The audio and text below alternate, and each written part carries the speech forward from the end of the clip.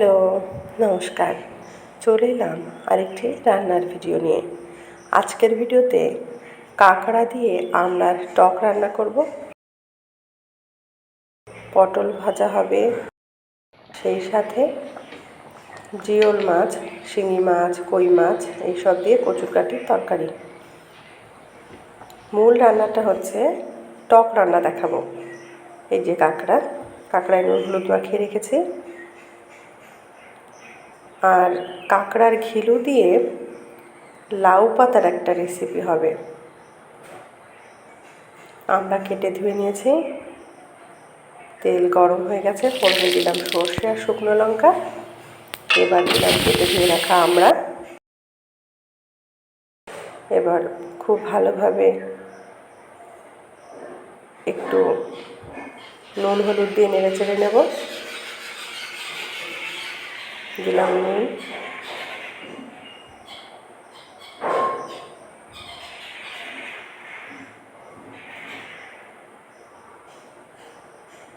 কাঁকড়াগুলোকে অন্য একটা কড়াইতে ভেজে নেব।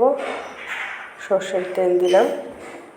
দেখুন এদিকের অবস্থা, কদিনের বৃষ্টিতে কেমন জল জমে গেছে। এবার কাঁকড়াগুলোকে ভেজে নেব।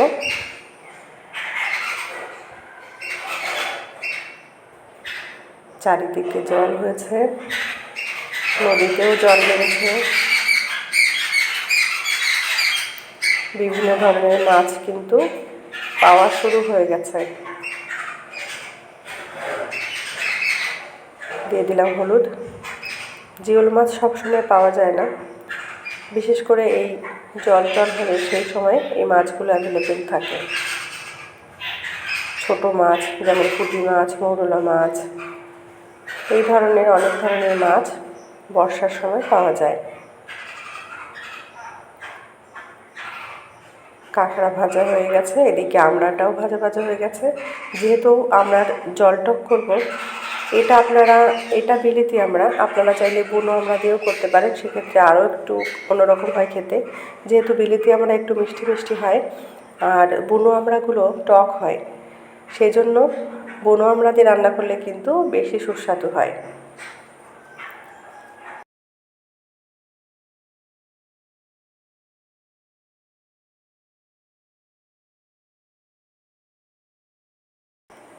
আমার এক বান্ধবী, মানে মেয়ের বান্ধবীর মা, মেয়েরা বান্ধবী, আমরা মায়েরা বান্ধবী, আগের দিন আমরা পাঠিয়ে দিয়েছে। তো আমরা দিয়ে কাঁকড়ার টক করলাম। বড় কাঁকড়াগুলোকে একটু ভেঙে দিলাম, তাহলে পুরো কাঁকড়ার যে স্বাদ টকের সাথে মিশে একটা অসাধারণ সুন্দর রেসিপি হবে। এবার ভালো করে ফুটতে দেব, আর দিয়ে দেব জিরা কাঁচা লঙ্কা।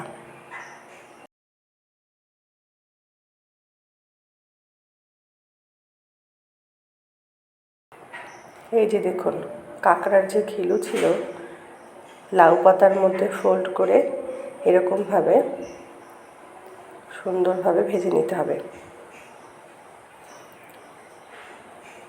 এই কাঁকড়ার ঘিলু লাউ পাতা দিয়ে একবার বাড়িতে বানিয়ে খেয়ে দেখবেন, অসাধারণ খেতে হয়।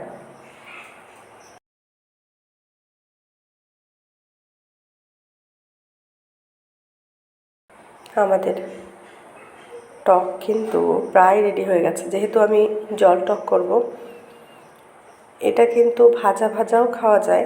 যারা জল টক পছন্দ করেন তারা এইরকম জল টক রান্না করবেন, আর যারা শুকনো শুকনো খেতে ভালোবাসেন তারা শুকনো শুকনো রান্না করবেন, সেক্ষেত্রে জল দেওয়ার প্রয়োজন নেই।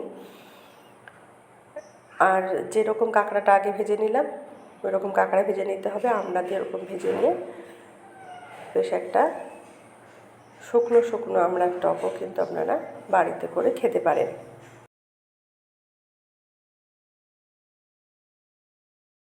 আজকের ভিডিওটি কেমন লাগলো অবশ্যই কমেন্টে জানাবেন। এতক্ষণ পর্যন্ত সঙ্গে থাকার জন্য ধন্যবাদ।